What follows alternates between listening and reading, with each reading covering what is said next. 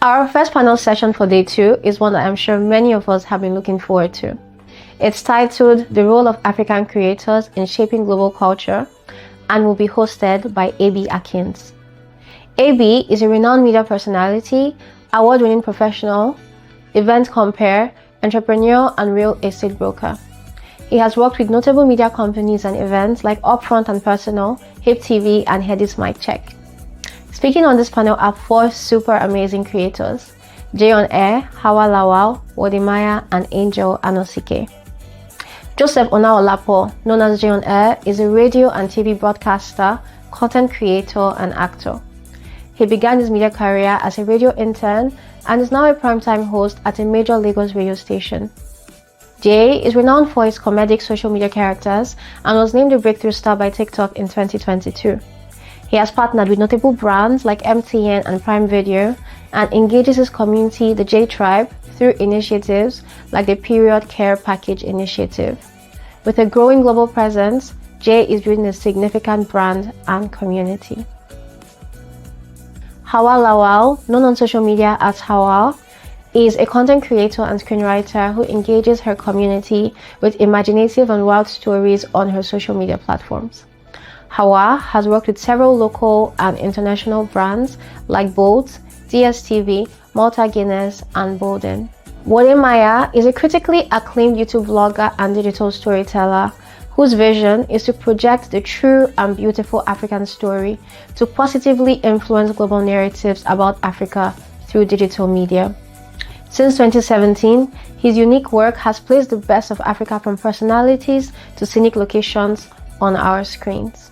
And Angel Anosike is an actor, media producer, and host of Unpack with Nay, a show focused on authentic conversations. She's also the founder of Nay Living, a wellness community aimed at helping people live authentically. With a background in microbiology and industrial biotechnology, Angel is dedicated to empowering others through wellness and meaningful dialogue. So let's sit down as we learn how African creators are shaping the global culture and how you as a creator can too.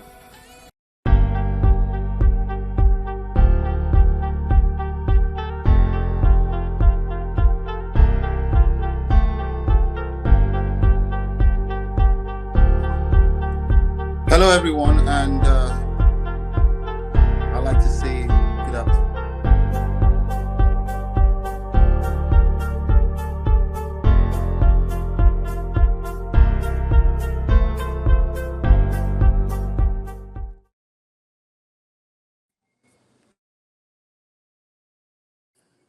Hello everyone, good afternoon, and welcome to this panel session. I hope you guys have been having a great time since the beginning of the conference.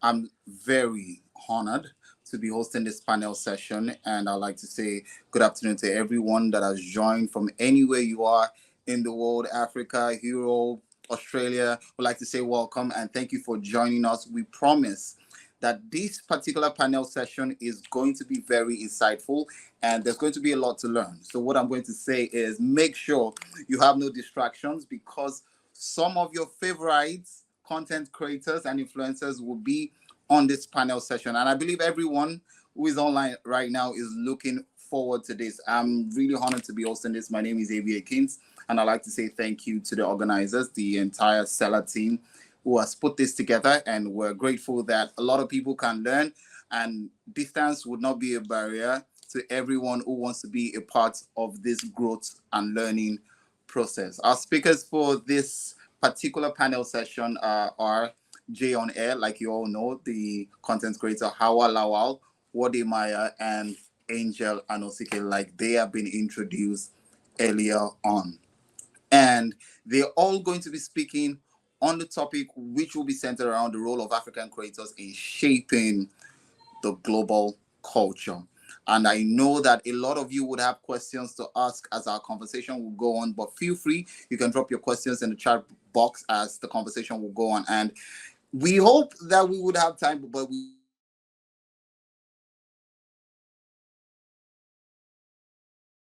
can be rest assured that we'll take some questions from the chat box. So feel free as conversation goes on to drop your questions and anything that you would like to know on the chat box. I would like to say hello to all of our panelists. Are they online? Let them say hello. Okay, Hauwa is online right now. Wode Maya is here. Angel is here. I'm just going to give like a few seconds for Jay to join us.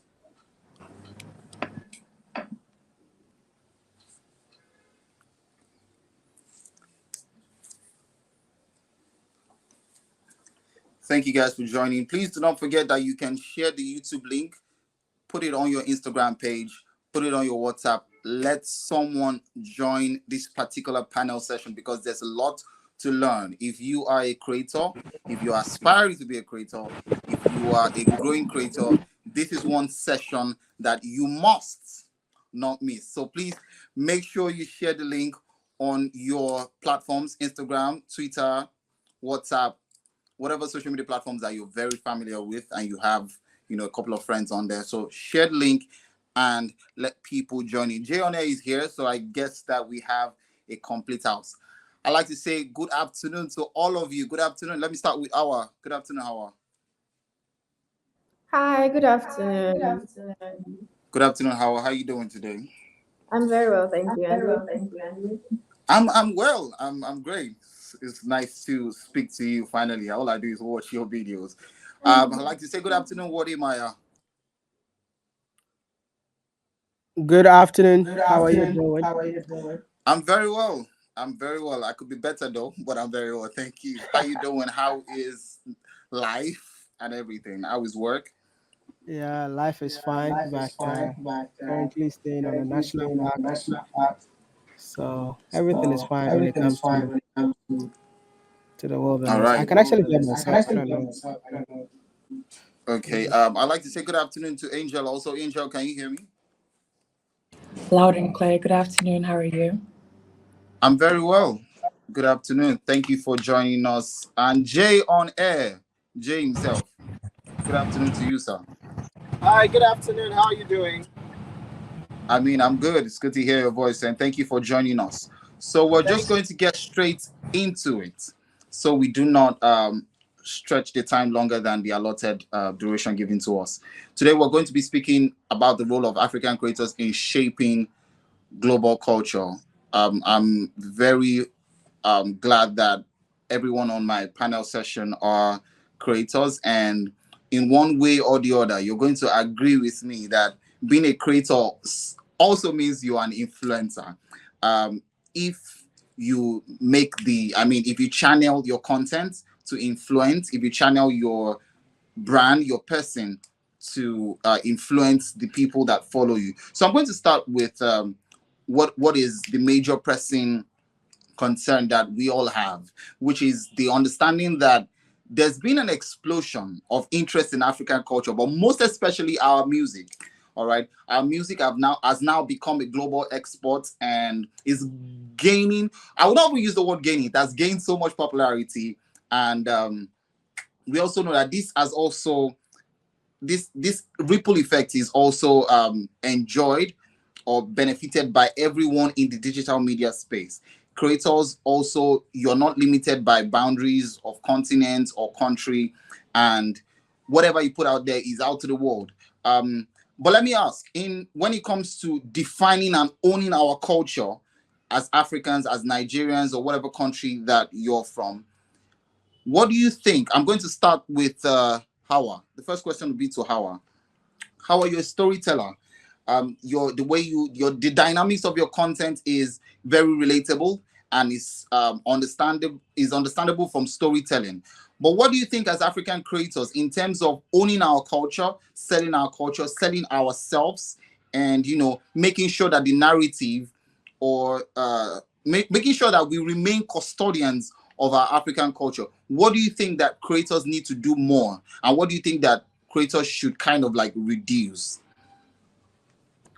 Okay, thank you. So I think that our culture is, as a Nigerian, I think that we have such a diverse culture, and I think that it's also something that it's a great export. A few years ago, we were so excited to be collaborating with international artists on our music, and now it has become so normal.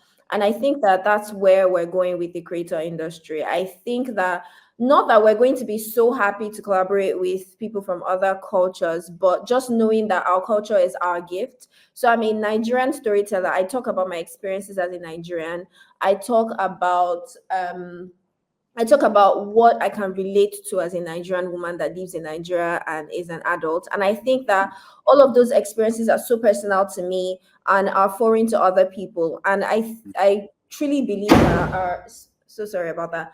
I truly believe that our superpower is being true to ourselves and knowing exactly what we want to project to the outside world. And it's Yeah. why see a lot of people come to Lagos, come and have a Lagos Christmas or a Lagos December. December, yeah.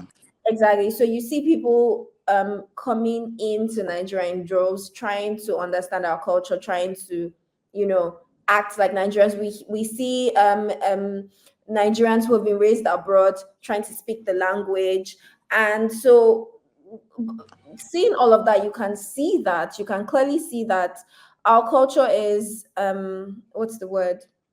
It's attractive. It's always been attractive, but because we have stayed true to it and we have owned it, we have people coming from different parts of the world. And that's the thing that I love the most about the creator industry, is the fact that you could be in Lagos doing a video and Mhm. someone from China is watching your video. And so that's what is very important to me. It's telling African stories, telling true stories, writing true stories, and just exporting that to the world, I guess.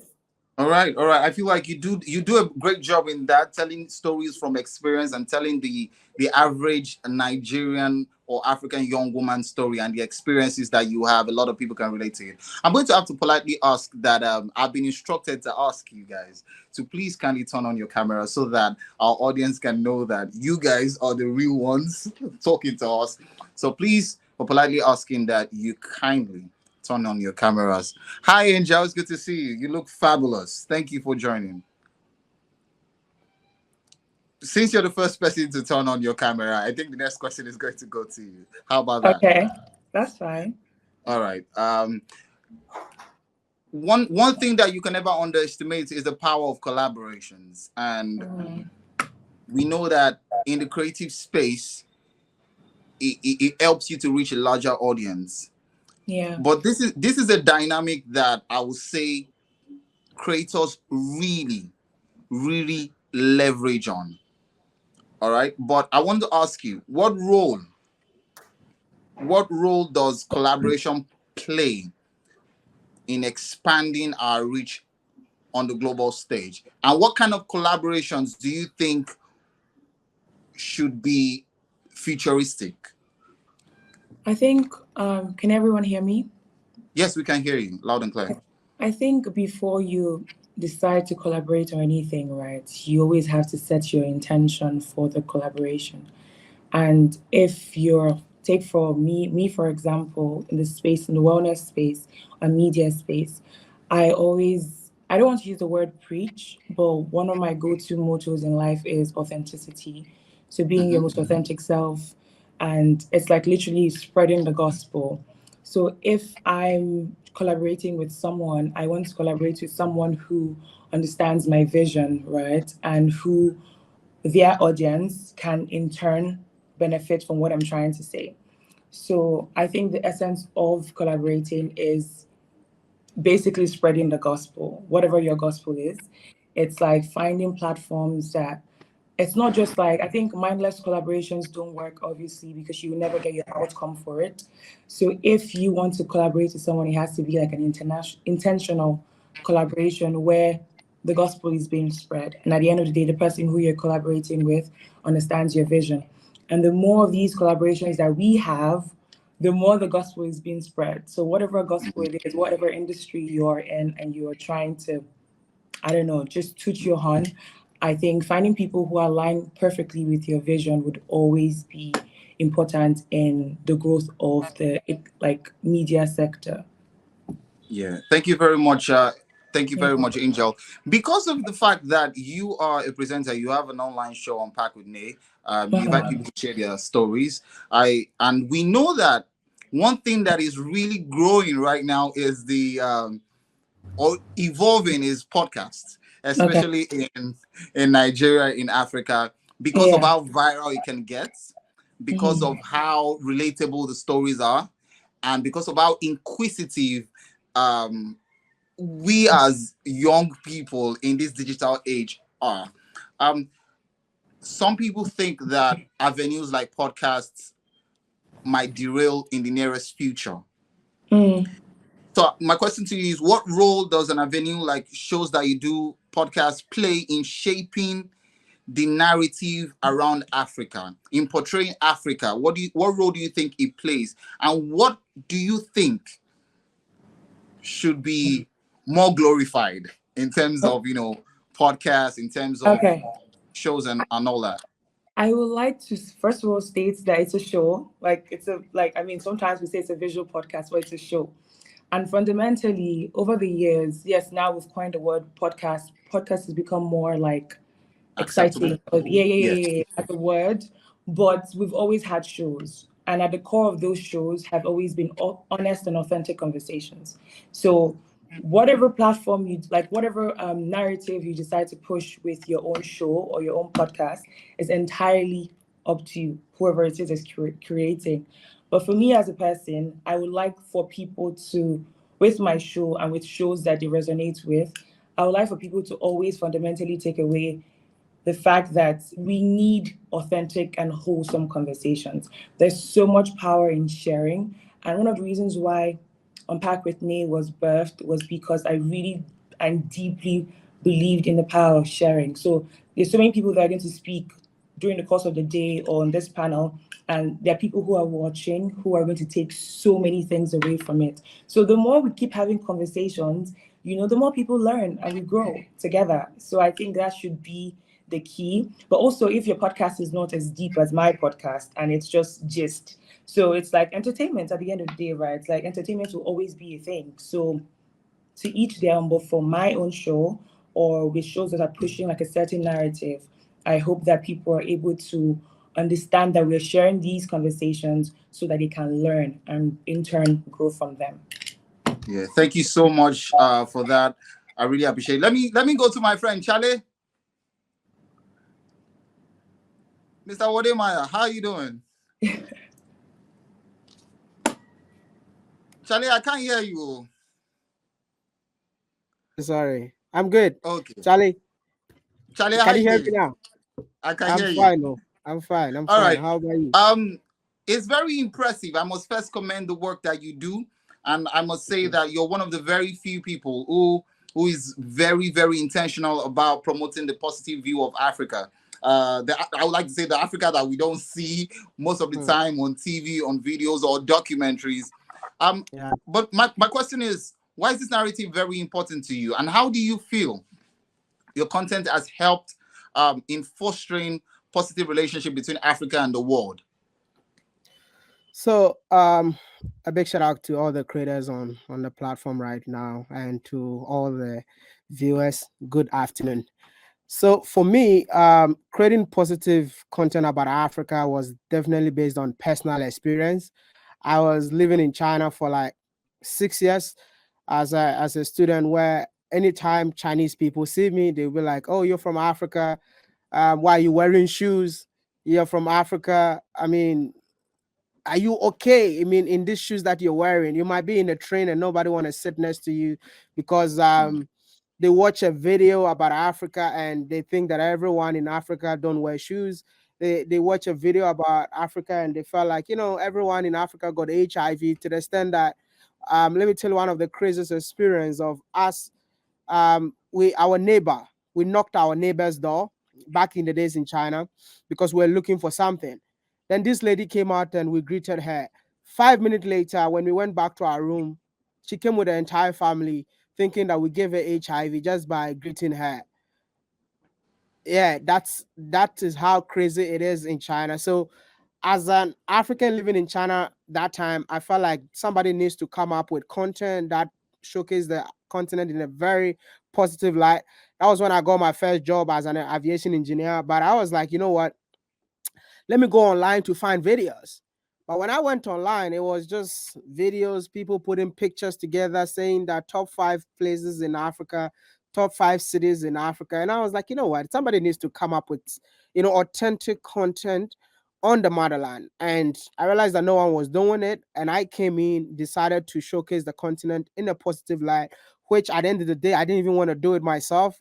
But ending up inspiring so many creators on the continent so that they will also pick up a camera and tell positive stories. And the impact alone has been incredible, because when I started, it was a goal of showcasing the positive image of Africa to Chinese people because I speak Chinese. But when I started making the videos, I realized that even Africans themselves can't believe that a place like this exists in Rwanda. So I decided to limit my kind of videos to Africa for Africans. So more like global Africans, just to educate them about Africa based on our culture, our way of life, the beauty of every city. And the impact has been crazy. Like I've seen people visiting countries just because of my videos. I was in Rwanda and I met a couple of people that were, establishing their own business. They've never been to the continent before, but they just saw a video that I did in Rwanda and they decided to go and invest in Rwanda. In Ghana, for instance, there's so many people during the year of return, so many people came to the continent because of my videos. So which means that showcasing the beauty and the culture of our continent is very, very important, because the social media that we have, that's the tool that we have to convince people that our continent is also beautiful and it's worth investing. So I would just be here and encourage each and everyone, because I've seen the impact of my videos. It's on the ground. So I would say that social media is the tool for us to convince people that it's about time to visit, live, explore, and enjoy Africa. You made mention of the fact that you encountered someone who visited a country because of your videos. I want to ask you, what is the most resonating comments that you've gotten from your videos and from the content you create that made you feel like, okay, you need to continue this line and you need to do more? What has been the most interesting, fascinating comments that you've gotten, or commendation? My job of showcasing the continent in a positive light is extremely difficult and can be very, very exhausting. But I must be honest with you, like every single day, I meet someone who my videos has impacted, and whatever they tell me, they will end it with "God bless you." With that "God bless you" refuel me to continue what I'm doing. Let me tell you one thing, that I met a Nigerian woman in Trinidad and Tobago, and she's a professor. This is a woman that I met. She went on her knees and started crying. Wow. I have the video together I started crying with her. And the comment that she made, to today, I still laugh about it. He said, "You know what? You short, but the work you're doing is bigger than you." And I was interesting. She was expecting to see, like, because of the impact of the work that I do, she was expecting to see like a giant dude in front of her. I said, "Come on, I can't believe this is how you look like."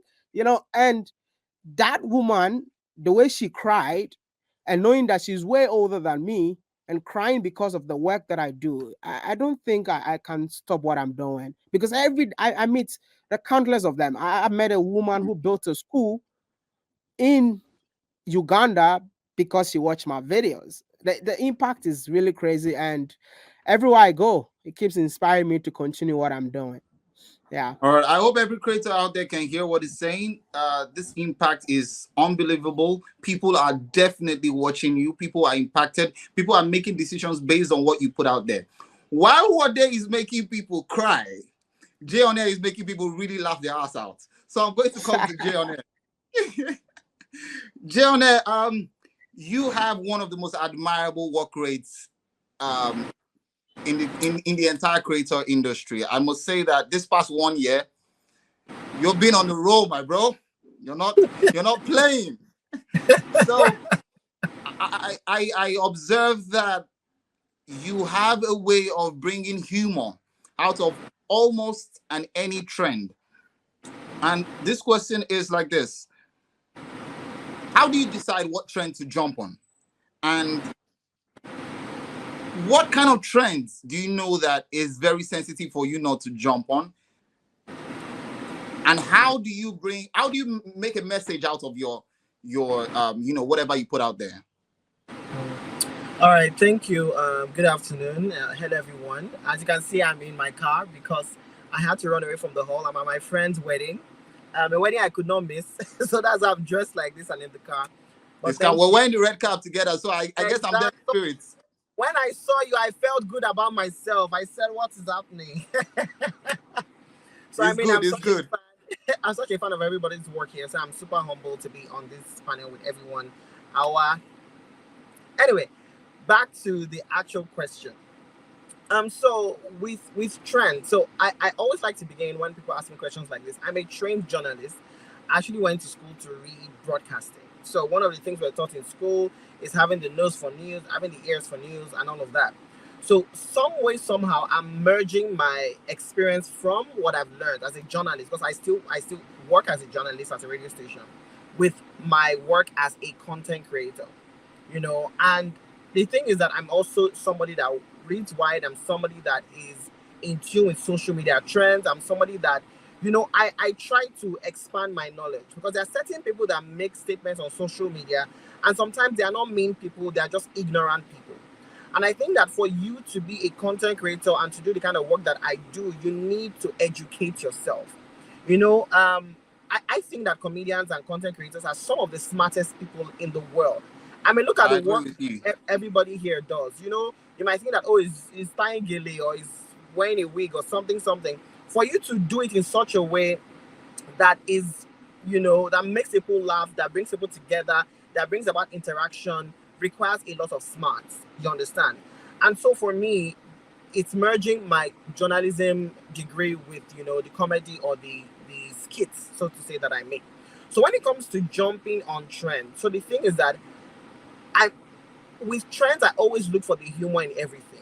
But I'm also smart to know when things are not, are not supposed to be joked about. For example, you will never go to my page and see things about, rape or sexual assault and all of that, because I know that there is no way you want to make that funny. You cannot make that funny because people have been through so many things, and the world, I mean, look at this year alone. You look at all the sad stories we've heard about what women have gone through in this year. But the thing is that I knew that I had to use my voice to say something about that. And so the angle, when I spoke to my team that I want to talk about the femicides we've been saying, the rape and all of that, a trigger warning. And then my team was like, Jay, you don't get involved in politics. You don't get involved in these kind of things. Just stick to your lane. It was a lot of argument between my creative director and I, but I knew that I had to say something. But I also knew that I had to do it in such a way that people would appreciate it and understand what I'm trying to say. So what I did was that I came from the male perspective.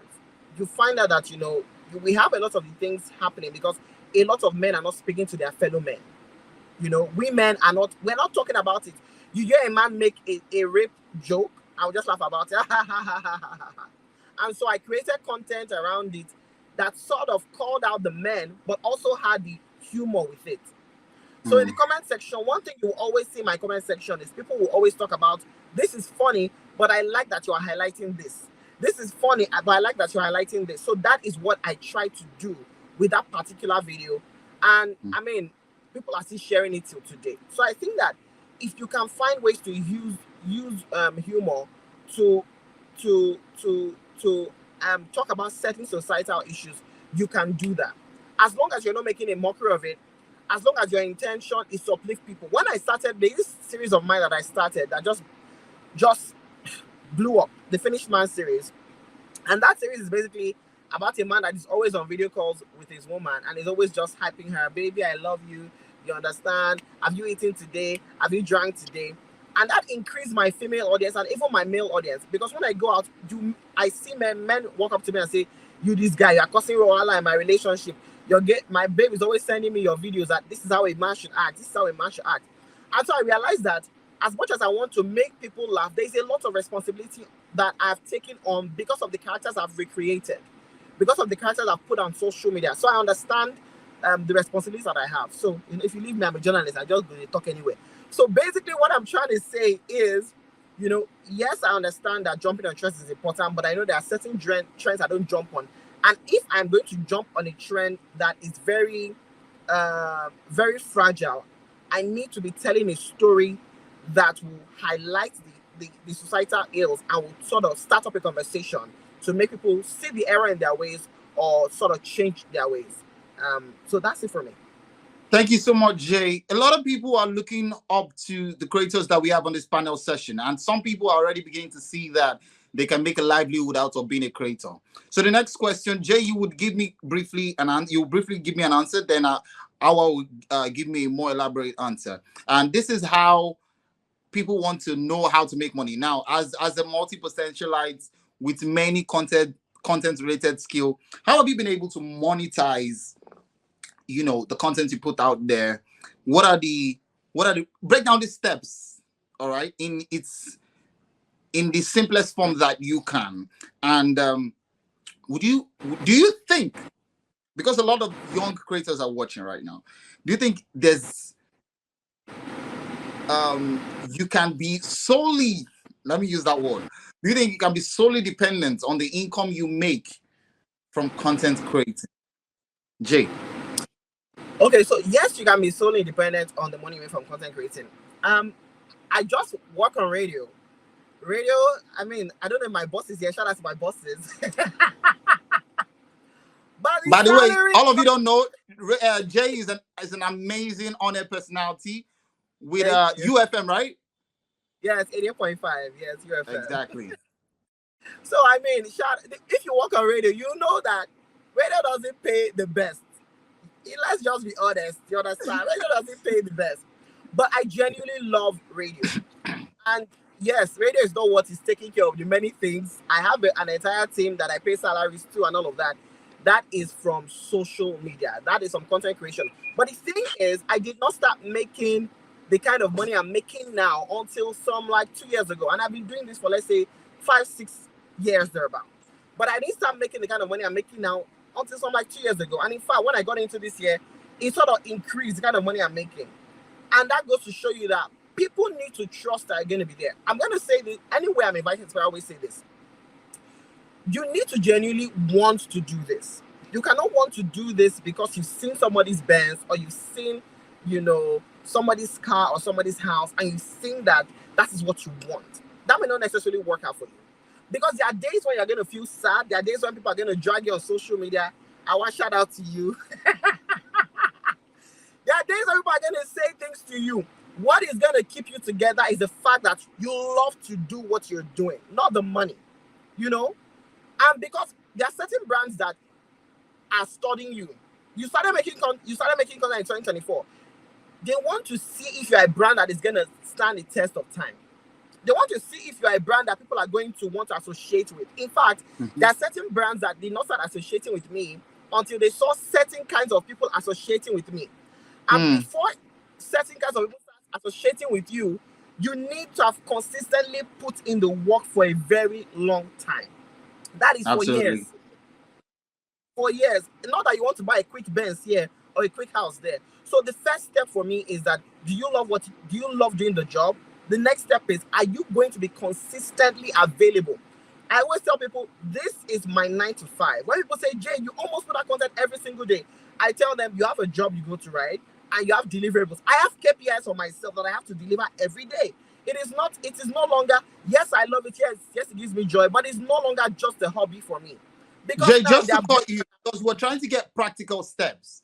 I want you to give me give us a brief insight. When you say you have KPIs that you meet, are you saying in a day you have to create like 5-6 videos before you have to edit about 5-6 videos before you put them out? Let's understand. So because a lot of young creators, when they watch this, all right, they just pick what is favorable to them and they do not understand, because everybody knows that for you to always jump on trend as quick as you do, guys, you know that something could be trending on Sunday at 10 a.m. Jay has a video out by 11:02. So I when you say KPI, let people understand what you mean by your key point indicators. What give us just a brief example, an insight. Okay, for example, I know that there are certain audience members that follow me because of my work-related content. There are 9-to-5ers that follow me because of my 9-to-5 content. I have the HR, I have the gossip colleague, I have the boss that is a nice boss. So I know that I have to put out, for example, work content on more.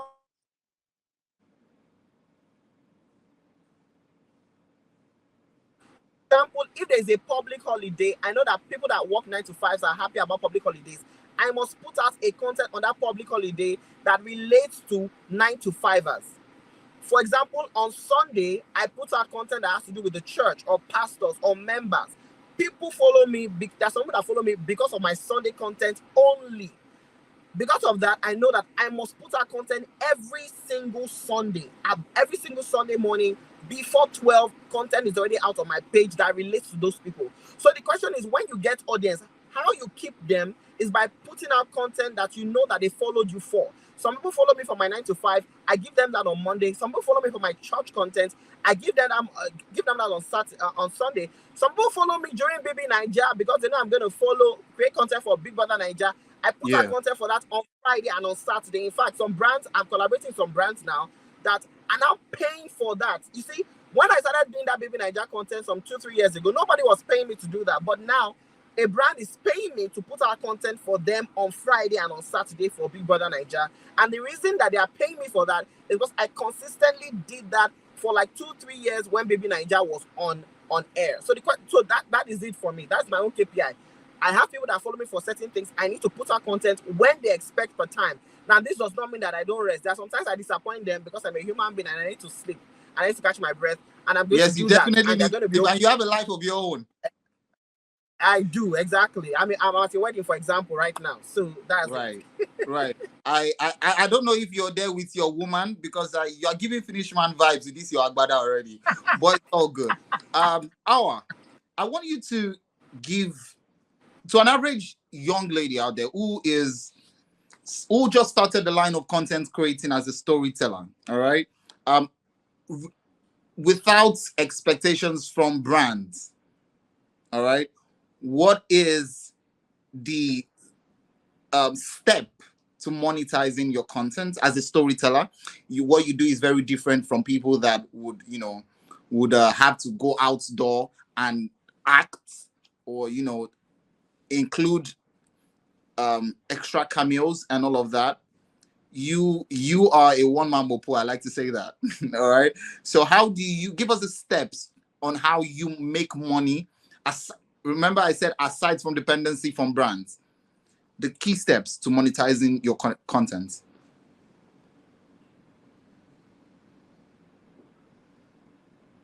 Can't hear you, Hauwa.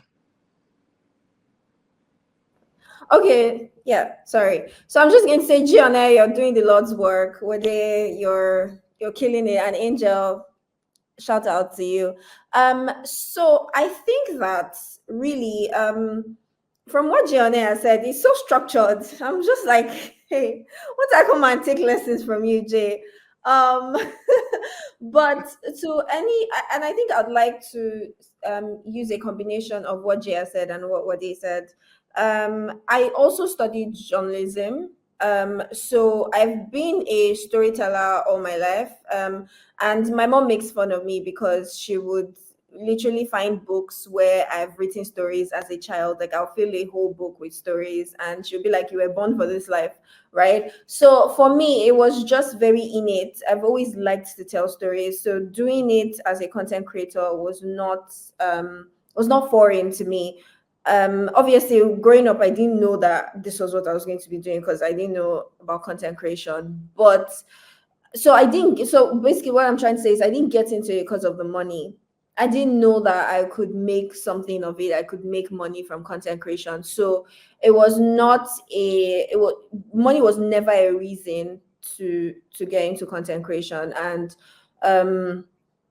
so making money from content creation is beautiful and everything, but it's not my reason. And if the money stopped today, I will still go on because it's something that I genuinely enjoyed. I hope it doesn't stop, but I'm just saying that it's not a motivation, it's not a motivator for me to create content, for me to wake up every day to think about stories, to think about content. And making money outside of brands, like Jay said, it will sustain you, but you can't be dependent on money from brands. And for me as a creator, I think I'm just growing. I keep growing. I was not making videos 2 years ago. I was a content creator 2 years ago, but I never put my face to content creation. And so for me, it's just a consistent ladder that I'm just climbing. I've made money from Seller. I've put out a comic book, a digital comic book that is now physical, but I've not announced that yet. So I put a digital product on Seller. I've sold that, and so I think that as a content creator, you can make money anyhow. You can make money from everything. You just, if you can think about it, you can make money from it, and that's the beauty of content creation. It doesn't have to be, brands don't have to come to you. I have a newsletter. I have had brands reach out to me to write something at the beginning of my newsletter and write, what I plan to write for the day. So I honestly think that I've sold my comic book on my newsletter. There's just so many ways that you can make money outside of brands. There's stuff that some people will reach out to you to do for them that is outside of content creation, but they know that you have the skills. So I write as well. I'm a script writer. I've made money from that. It's not a brand reaching out to me now. It's a person reaching out to me. I've written for international stations. So my content creation is like, it's all encompassing. I don't have to rely on the money from brands, but I think that the money that is coming in from brands now is as a result of the hard work that I've put into my content over the years. So it's almost like I don't want to feel entitled to that, but at the same time, I want to say that it's because I worked for that, and that's why I'm getting it now. So it's not a bad thing. So when people say, "Oh, you're a content creator," sorry, it's just brands that are paying you. Own it. Yes, brands are paying me because they see what I'm doing. Why should they not give me money? Why should they not want to pay for the craft that I've honed over the years, right? But so anyone that is saying, "Oh, once the brands go, you're not going to have any money," you're going to have money. You're going to think. That's why you're a creative. You will sit down, you will think of how you make money, the money will come. So so what I will tell people is definitely don't get into content creation because you're just thinking, "Oh, that's where the money is." I don't have banks. JayOnAir has car. I don't have car. If I knew, I would have bought my car like 2 years ago. But now they're telling me to sell my father's house for small Corolla. So right, so money it will just keep shifting. Money will come, definitely. Money will go, definitely. You will spend, you will invest. Money is never the reason to do something, but just know that money will come once you're consistent, and it will come from everywhere. Thank you so much, Hauwa. Guys, I'm sure you heard Hauwa complaining there just a minute ago about T-Pain and what we're facing in Nigeria. But it's good. It's calm. We'll be all right. Hauwa, I want you to answer this question. That was not me. That was not, was a clue. Don't worry. If anybody's going to quote me, it's my audio that is going to play. Don't be scared, all right? All right. So the question I want to ask you, I'll read because I want to move over to Wode. So, Angel, I mean. So, but I want just answer this question in the next 3 minutes. All right. You are a female creator and you have a couple of characters with the stories you share. How do you conjure confidence to act these narratives? So I think that it's because they're my lived experiences. So I can't do what Wode is doing because I've not experienced what he's experienced. Like he was saying it that he experienced these almost racist remarks and it inspired him to start doing the videos. So it's very true to him. I don't know if JayOnAir has been in a relationship where he's a finished man, but I'm hoping. Maybe if not this life, maybe in his past life. Because he knows it so well. Oh my God, he does it so well. I could not recreate what Jay is doing, and I could not do it so well. Even if I were to go back in time and know this and know that, oh, JayOnAir will be popular for this thing that he's doing, so let me start before he starts, I would not be as popular as he is. I would not be so good at it because that's his thing. So for me, it's my lived experiences. I grew up, when I was growing up, my mom used to buy a bag of rice in the house. It was a thing, right? We always had a bag of rice in our house. So we didn't buy in sachets and all of that. And as an adult now, I'm thinking, because I've grown up like that, I'm thinking, okay, let me buy a bag of rice in my house, but I can't afford, it's too expensive. Like, what do you mean I should bring out 115K to buy? I'm not buying it. Just measure something in nylon and give it to me and let me go on my way. I'm not. So it's and so people keep saying. Also, I grew up in Mushi. I was born in Mushi.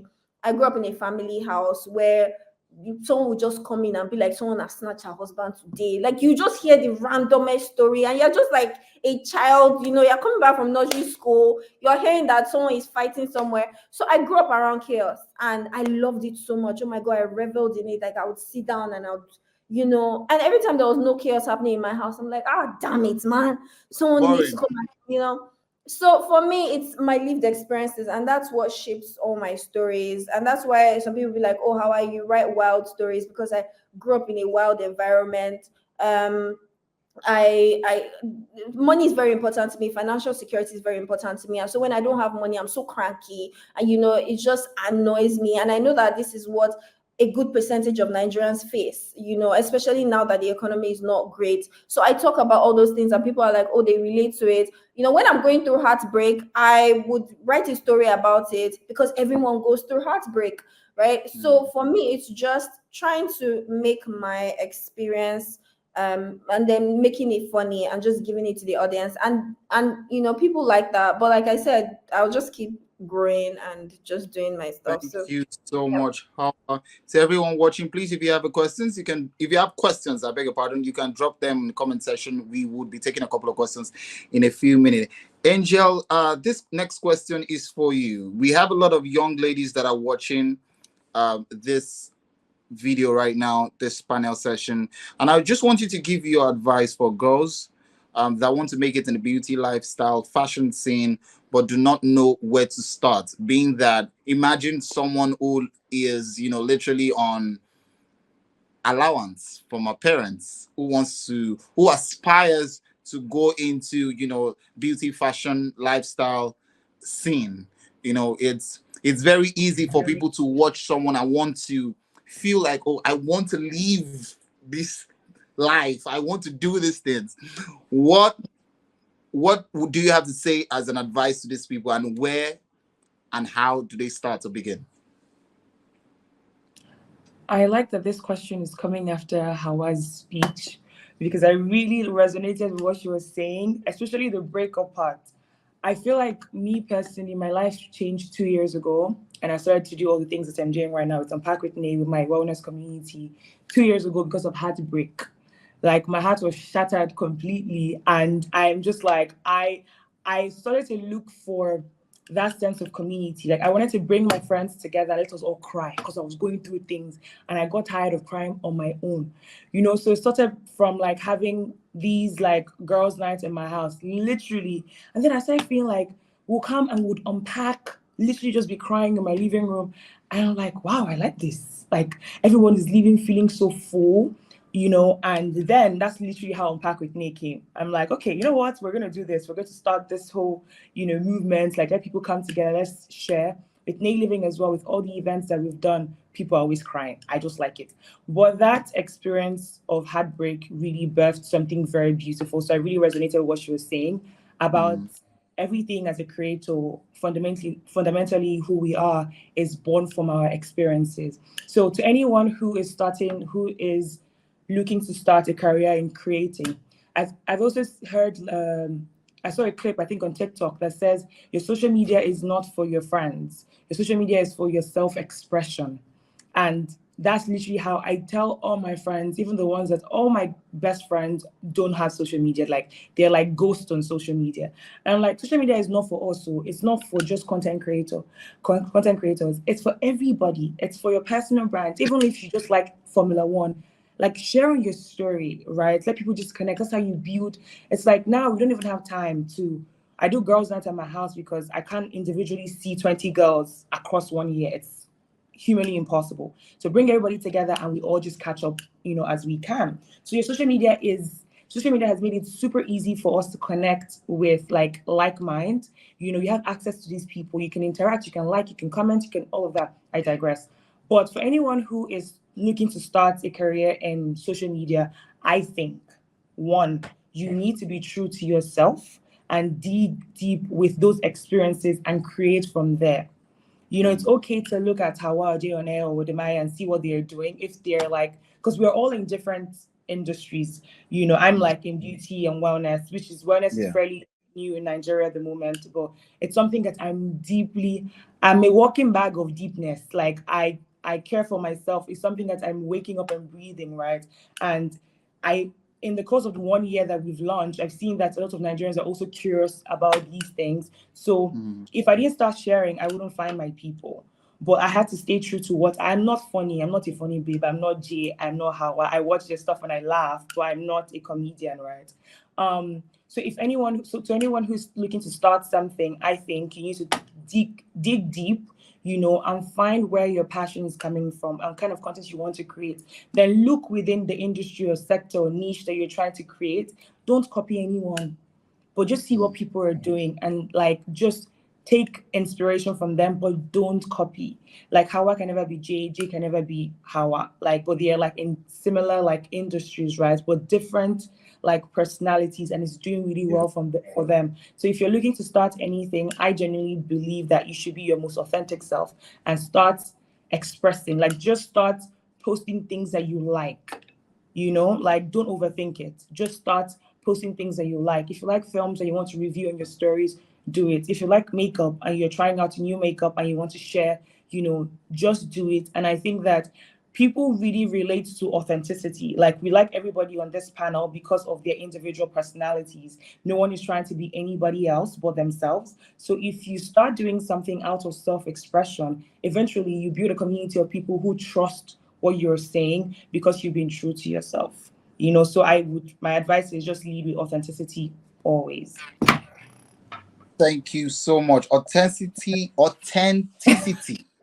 seems to be. I'm not going to bite my tongue. Don't worry. Authenticity. Did I get that right? Authenticity, yes, you got it right. Thank you, because you said I got it right. Thank you.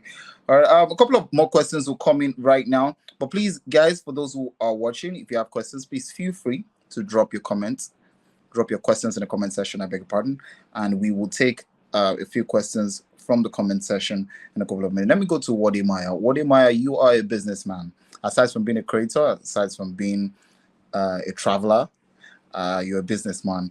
So the question is, what is your advice for building organic business partnership as a creator, as an influencer? And how do you go from 0 to 100? Many creators want to travel around the world like you, all right? But they do not have the money and the resources. You know that many people, me myself, I would have loved to be a travel and lifestyle creator. But when you go and check all these travel agencies and you check the flights, you're going to rethink your life decision. So, my question is, what is your advice for people that are limited with resources? And how have you been able to build organic business partnership as a creator? So I just want to start by picking up some few things that Jay and Hauwa said.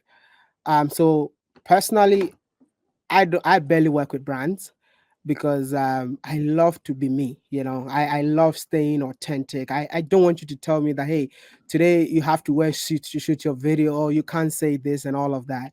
So because of that, literally, I don't even travel alone. I travel with two guys, which Can I be one of you guys? I don't mind, actually. I travel with two guys, and at the end of the day, they do most of the work, and I just talk and they edit, shoot. So I'm gonna pick it from here. Let's start from how to turn your passion into profession. Right? Turning your passion into profession. At the end of the day, you love what you do. it becomes a profession and you make money out of it. So my definition for social media platforms are like ATM machines. So ATM machines, if you don't, especially, I'm going to talk about platforms that I know very well, which is YouTube and Facebook. They are literally ATM machines. So ATM machines, how does ATM machine works? All you need to do, if you don't have money in your bank account, your ATM card will never work at the machine point. That is how YouTube works. That is how what do you call it? Facebook also works. So what you need to do, the money in your bank account becomes the content.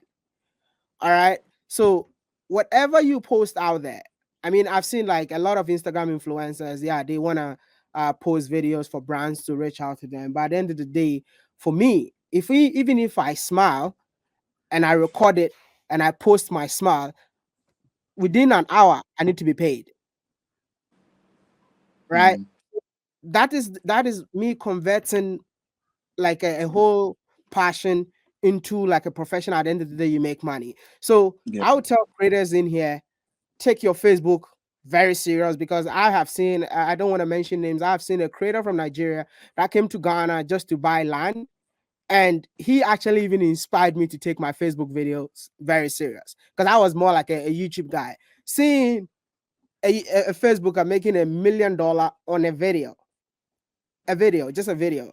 I'm not saying this just to brag or anything like that, but I have seen like this guy inspired me to, I don't want to mention his name here, probably people are gonna ask him for money, so let's keep it that way. So Facebook is a platform that pays you. What qualifies you to be paid is like having 5,000 people following you. So JayOnAir, I don't know if you have with all the content that you're posting on on what you call it, on Instagram, for them to, you have to work with brands. You can actually transition the content onto Facebook, and every 21st you will get paid. So bear in mind that the brand pays you to do what you do, but at the end of the day, you still get paid by posting the brand's video.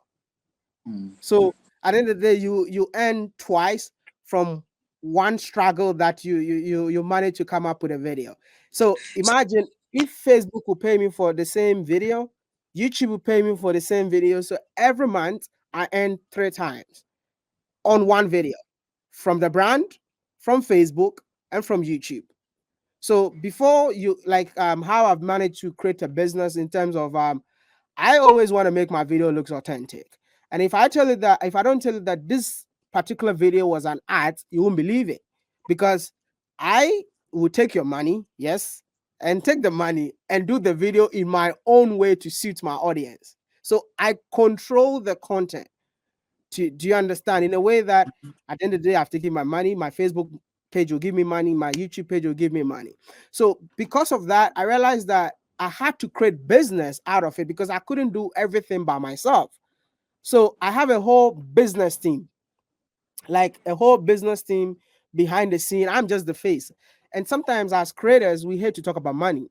I know, I don't know if it's a problem with me. I can't even look at somebody's face and say, give me $1,000 to appear in here. So my team can just be like, hey, in order to meet you, you have to pay 10K USD, and they'll pay for it. And I'll come and I'll do what I have to do. And the team makes the money. So at the end of the day, that is the business that creators need to create behind their business, behind their creation. One thing that I would tell you, that it's not about being famous. You can be famous and broke, and you don't have to be famous and be broke. This is the mistake that a lot of creators make. They build fame, and you ask them, hey, dude, what do you have? It's just like hand to mouth all the time. So when I noticed that, I was like, you know what? I have to also get myself involved in the business. And that is how I started my own real estate business. So it becomes a product that I built with the audience that I have. And I'm like, hey, if I am selling people's property, at the end of the day, if I come to your project and I come and do a video on it, right? You have to pay me for appearance. Now, the appearance, whatever property that somebody buys from your project, you have to give me 5% of it. That's like, I don't know if you're counting it. So appearance fee plus commission from each property, right? So And when at the you end of close the deal, you still get a percentage, and just I get for a appearing percentage. to make the content, you're getting paid. Exactly. Exactly. So now when you get that one done, now when you post the video, the platforms will also have to pay you for posting the video. When you are done with that, that is when I was like, you know what? If people are buying properties because of my appearance, why don't I start my own business? Hence the reason why we started a real estate broker company in Ghana, where we come to you, we sell your properties for you, and at the end of the day, we use the money that we made from there to build for people.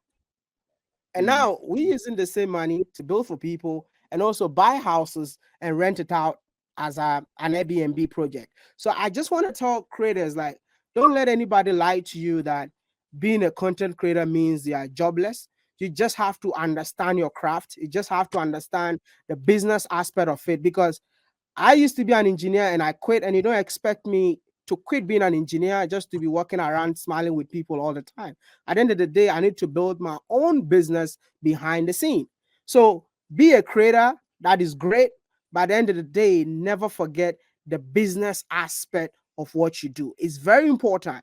I'm saying this because I met so many creators that all you see them, they are buying cars, but the cars they are even buying, they get it from people. No, you have to like make sure that if you buy a Benz today, that money you own it.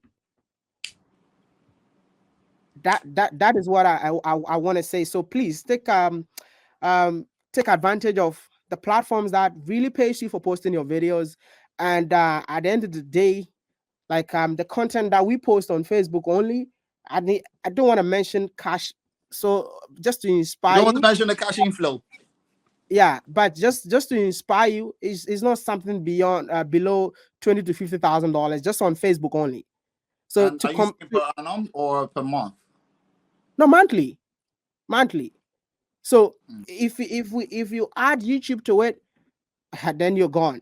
So take your platforms very serious, take advantage of it, build it, and build the business too behind the scene. For traveling, like the question you asked, I started traveling. When I started traveling, I was staying in dormitories. Right? I was staying in dormitories, like $20 Airbnb, $15 Airbnb, $30 Airbnb. I remember I posted a video from Zanzibar when I was paid to go to Zanzibar this time around.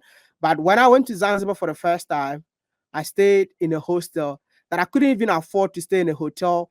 But I had to do a video on the hotel to tell people that this hotel is a beautiful place for your honeymoons. And people went there for their honeymoons, not knowing that even me, I couldn't You didn't afford stay. to sleep in there. You know, but now people reach out and be like, hey, come and sleep in my hotel. And yeah, you sleep there, they pay you for sleeping there. And at the end of the day, you still make videos out of it and you still make money for sleeping in a place. So it's a gradual process. I mean, I've been doing this for 5 years and I'm not going to tell you that it's going to be an easy journey. It takes a lot of sweat. What is the most scary experience that you've had on any of your trips? I was Unpleasant experience? deported. I was deported in Uganda because I was holding a camera in my hand, GoPro in my hand, and they felt like I was there to, spy on their government. They put me in a dark room, which I was so scared. I think I told that story on YouTube. I was so scared, and at the end of the day, I got deported because the guy who came to interrogate me actually was a fan. That's how I ended up leaving. But that was one of the scariest moments of my life.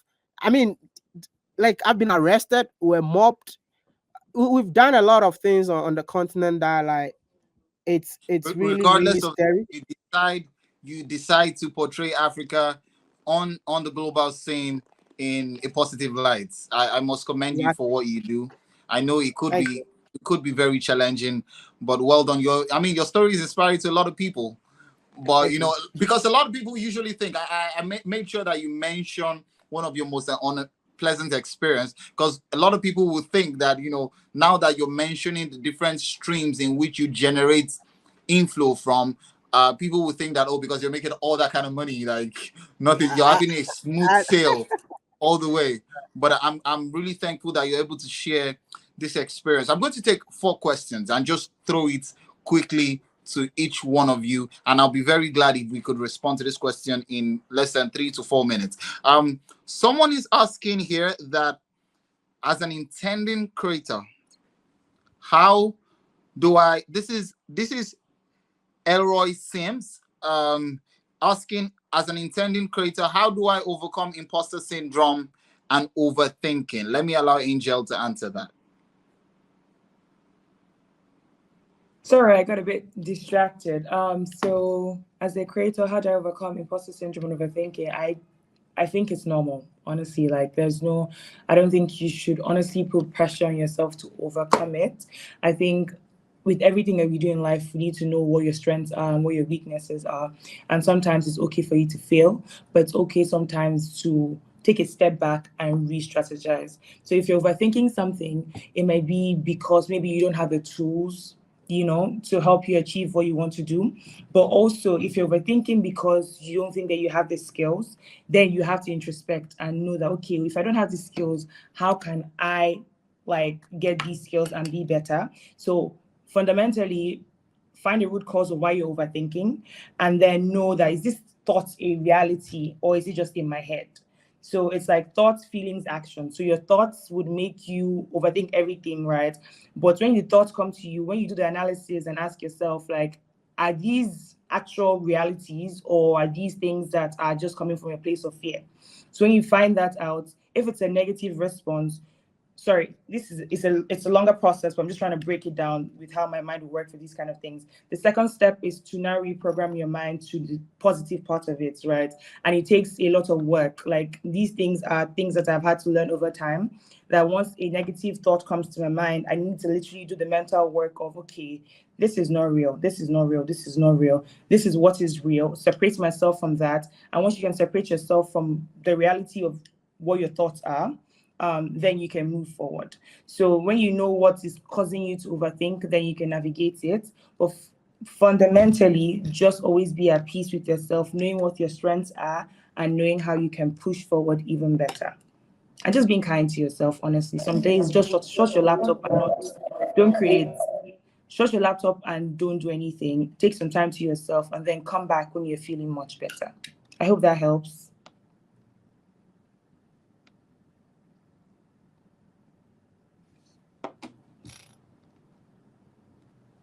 Thank you, Angel. That actually helped me as well. Really? Oh, I'm glad. It's never real. It's just conditioned. It's never real. It's never real. It's just in your head. It's just in your head. I'm All glad. right. Thank you so much, Angel. That was really, really inspiring. I also really learned a lot behind the scenes. Okay, so next question. From Divine Jemegbe. I would love my question to be answered by Hauwa. Okay, Hauwa, so this one is for you. How has your background, cultural, family, and academic shaped your creative process? That is a really good question. Sorry. Do you Bless you. understand? Thank you. Do you understand this question? No, I think I do.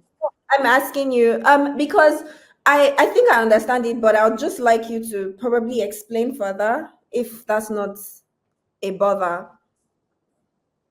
Okay. I think this person is asking, um, Okay, you from know the what? stories you've been able. Can you hear me? Yeah, continue. Okay, so from the stories you've been able to curate, this person is asking, how has everything in your life, growing up, and also your education, how has that, inspired these stories? Okay, sorry I asked you to explain further. I'm just someone who likes to understand things. Like, you have to break, all those YouTubes where they say this topic for dummies. They made that stuff for me. Because for me, you have to explain everything like a child to me for me to understand. Okay, so I will try to explain. I'll go from culture, from family to academic to culture. So my background has really actually shaped my creative process, because like I was saying before, I was raised in the middle of a lot of chaos. We're not middle class, we're not upper class, we were what is below lower class. That's what we were, right? So it just helped me realized that I can tell stories that are crazy, and these people in middle class and upper class will just be like, what kind of life are you living? Like, because when I started telling my stories, I just thought this stuff everybody will relate to, but apparently lots of people cannot relate to living in a face me and face you house. A lot of people cannot relate to, like, so for me it's just okay, this is my experience and I'm just going to. So yes, it really helps my creative process. It defined it for me. And I will talk about academic because it's actually really important. So I didn't study in Nigeria. And I was bounced around from country to country, and people are always shocked. So when I was leaving for my education, my dad's friend at the time was going to India to study occupational therapy, and my father was just like, okay, you just go with the person. I don't want to see you in my house anymore since you have failed jam like 2 times. So I went to India to study, and then I got a scholarship to go to Germany, and then I went to Turkey for my master's. And so I was out of the country a lot, and I was missing, like, when you've grown up in the wild and then someone just takes you somewhere else that you don't recognize. And so for me, telling all those stories sort of like was me holding on to what I've always known. So for me, it was, I operated from a place of fear, and I'm not saying that you should take my advice, but for me, it was holding on to home. I didn't want to let go of home, and so I started writing all those stories. And so yes, that actually shaped my my creative process. And then culture. So I'm a Muslim girl. I was also born and raised in Lagos, so I know a lot. And a lot of Muslim girls will come to me and be like, oh, I'm not allowed to do this because I'm a Muslim girl and all of that. But me, I was a terrible child. I didn't listen to anybody. Like my brothers were sent to Arabic school. Me, I dropped out because I was like, I don't think I want to do this, So for me, it's just, but at the same time, I would write a lot of stories around my religion, around my culture. Like, I would make fun of Islamic religious clerics, because growing up, they seemed untouchable to me. So when I became an adult, I sort of used my stories to take a jab at them, what I could not do as a child. So everything has shaped who I am today. The fact that I'm a Muslim girl, the fact that I was born in Lagos, the fact that I was born into a lower class family, the fact that I studied outside the country. So everything has shaped my creative. I hope I was able to answer the question. I think you I did. You believe did that that. beautifully. I believe that. I apologize. I've been having network issue back and forth, but I think I'm back stable now. So there's another question, and this one says, as a content creator with different lived experiences, you want to share with the world, what is the best way to go about it, especially when you're just starting out? Do you focus on one per time? This is coming from Aluko Oluwaremilekun. Let's have Jay answer this, because you embody a couple of characters. You make use of different characters to create content. So this question is for you. So on the case of focusing on one per time, I think that people would have different perspectives to this. Because when I started creating content, people found me funny, but some people said, Jay, you need to have one type of content that you do. And this was their reason. At the time, we had Maji was, one of the key people at the time, Taoma, Macaroni, they were key people at the time, and they had particular characters that people could relate to. Taoma had this character, the mother character that was slap. Mr. Macaroni had the Agbada character.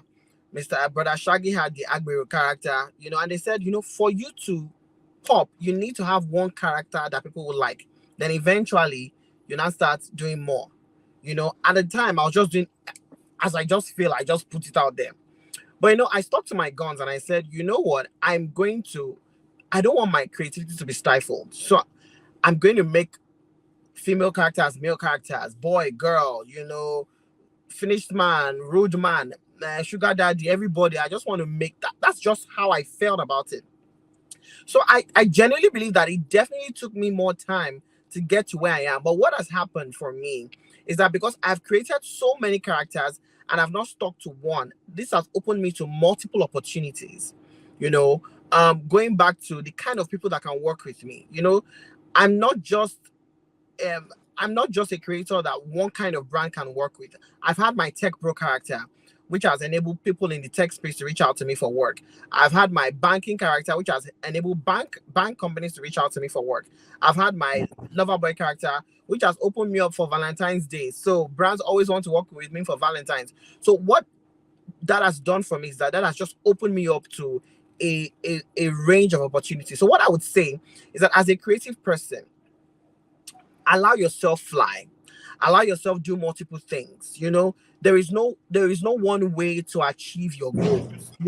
If you love what, people would say, I make skits, but I see MC events, I make skits, I see MC weddings, I make skits. I still act in movies, I make skits, and I love fashion as well. So if you go to my page, you still see people that come to my page for my fashion. Don't allow yourself be stifled. Don't put yourself in a box, because I feel like you will be unhappy as a creative person. Sometimes I watch people like Hauwa, and you can tell that she just wants to run wild. I don't know if that makes sense to you. And that is just the beauty of creativity. The fact that you don't want to be in one place, you just want to do.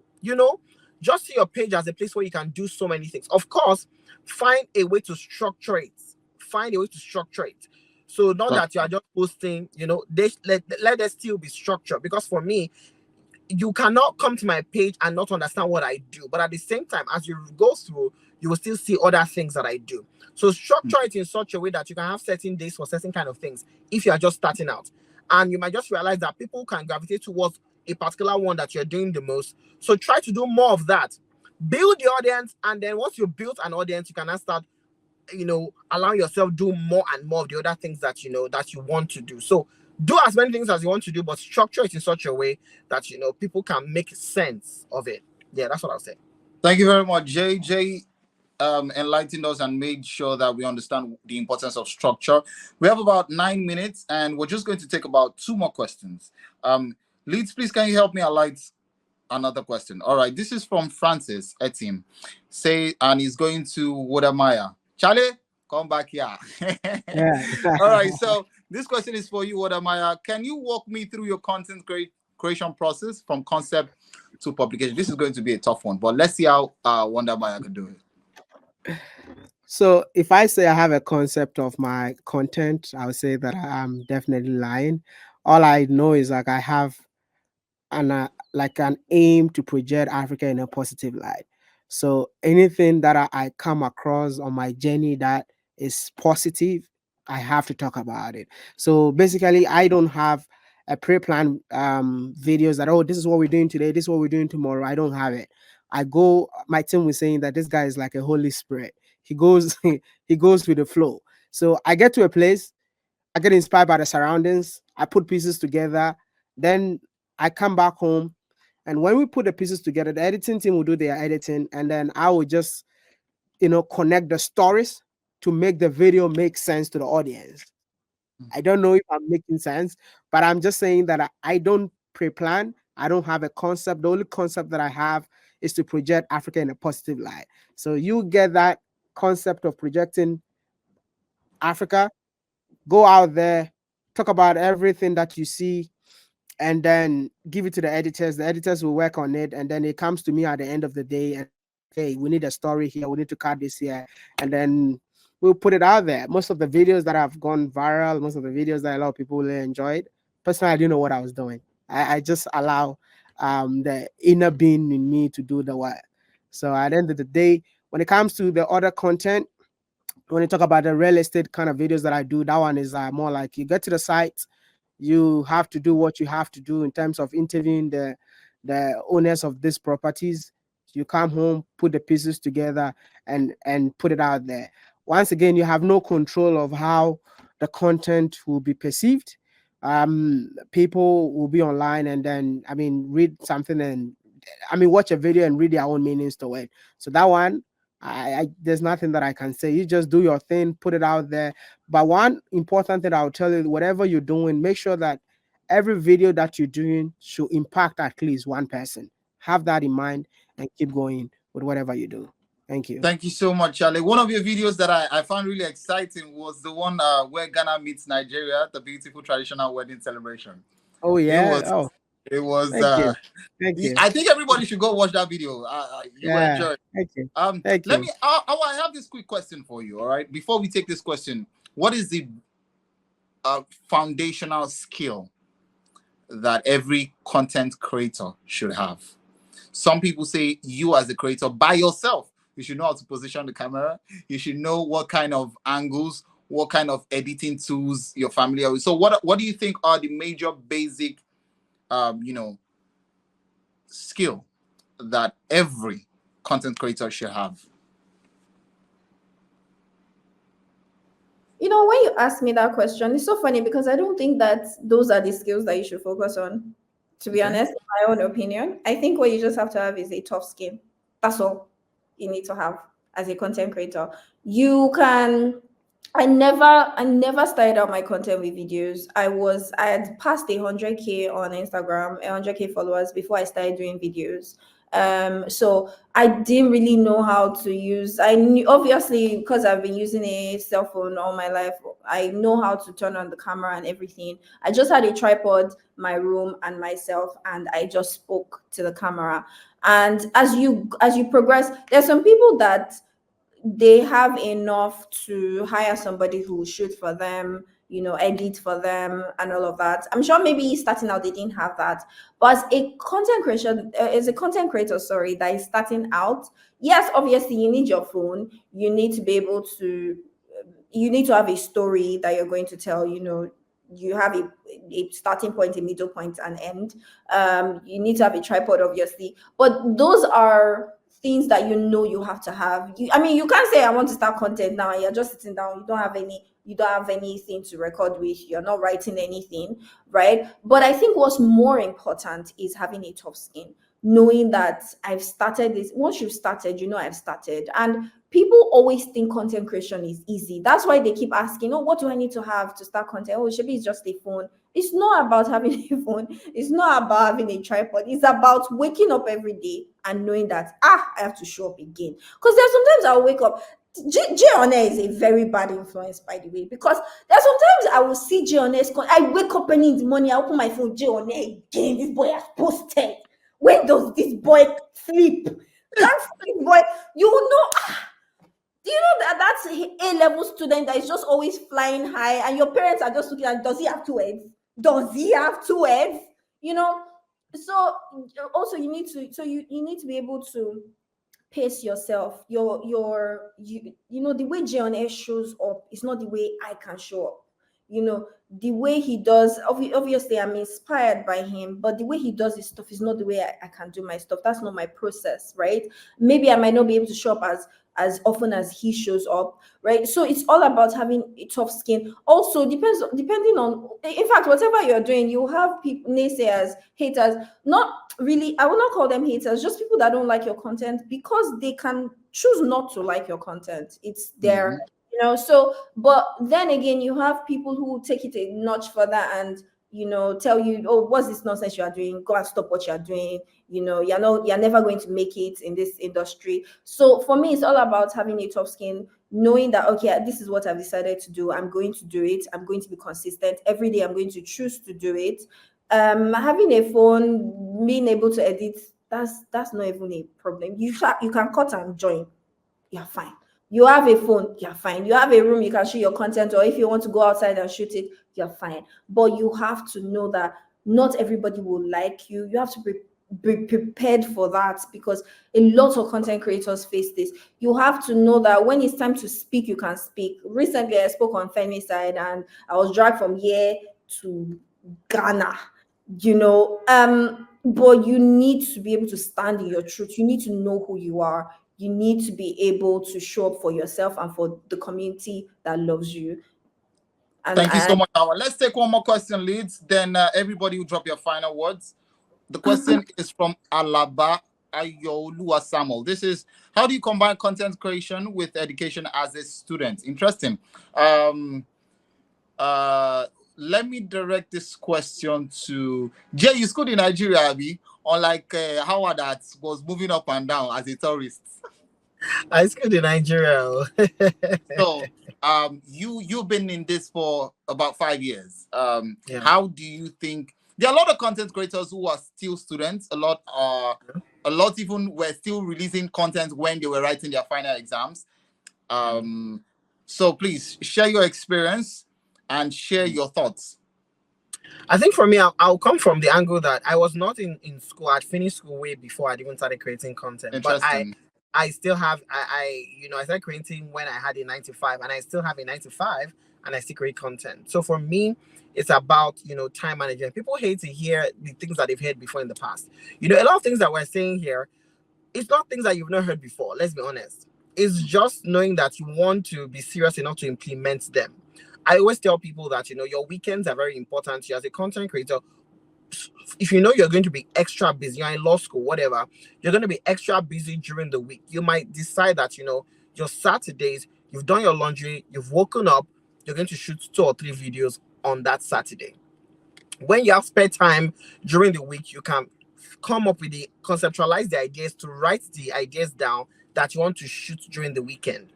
I don't know how possible it would be for somebody in law school or somebody in final year to push out content the way I'm pushing out content. Even though I work in 9 to 5, I still have, control of my time to an extent. For students, I remember being in school. It's been so difficult. So difficult. So I think that when you have time during the week, why don't you decide to, I'm going to conceptualize my plans during the week and I'm going to shoot on the weekends. Or I'm going to find out days where I'm less busy and use those days to shoot. Because, as much as people often say that, oh, I don't have time. If you genuinely look at your calendar, there are moments where you are doing nothing. There are moments where you are freer than other times. Learn to use that time. Realize that your time is like fuel. Your time is like, when somebody says time now money, as a student, as somebody that is trying to really make it in the space, that word has to be really true to you. Your time has to be your money. You need to realize that, look at students that have first class in school. When people are partying, whatever, I'm not saying don't have a social life. Of course, have a social life, right? But they always do extra than what other people are doing. So the question is, if you want to blow up in the space, are you willing to do extra? And what I always tell myself too is, I'm young. This is the time I can stretch myself. I'm not going to be able to stretch myself when I'm maybe married, or maybe when I'm 40 or when I'm 50. When I'm in my 20s, when I'm in my 30s, is when I can really stretch myself, and I can start eating the fruits when I'm in my 40s. So realize that I want you to rest. I want you to be healthy. Your mental health, those things are important. But it is now that you are young that you can really stretch yourself. So on a Monday, look at your timetable. Am I free? Do I have free periods? Maybe in the afternoon or evening. Pick out that time and do the work you need to do at that time. Also, have a calendar to write out things you want to do. And I think that you will make it happen for yourself. Yeah. Thank you so much. We would have to call it a wrap here. You guys have been so amazing. But this is how we're going to draw the curtain, okay? Because this conversation is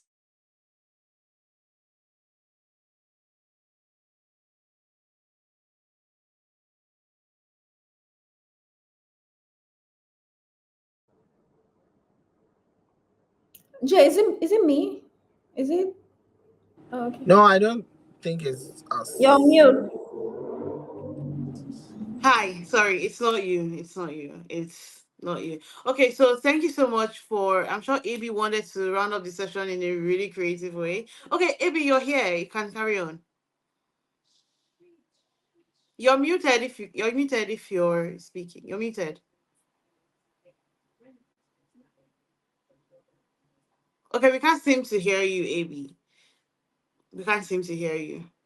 So I Hi guess guys, I have to run. But thank you so okay, much for yeah. having me on this channel. Thank you so much. Thank you so much. Thank you Okay. so much to everybody for being here. Lovely We to really meet appreciate everyone. it. Thank you. Bye. Thank you. We really appreciate it. Thank you so much. All the love from our team, Marcella. Thank you so much for trusting our vision and coming on here to share your knowledge and your stories with, us here, the African creators. So thank you so much. Hawa, have a lovely day. I will see you and Baba Mogachi later. JayOnAir, you look wonderful. Hope have a wonderful time at the wedding. And Thank you. And Wode Maya, thank you so much for coming. I really love your stories. Basically appreciate you for what you're doing for Africa. Thank you for showing us in a beautiful light. And thank you Thank to you. you, AB, for hosting the session. Everybody backstage is saying host with the most. Thank you so much. So all the love from Douglas, Milton, Shei, and all of us here at Stella. Have a lovely weekend. Thank you, Liz. Thank you, Yeah. Jay. Thank you, Hauwa. Thank you.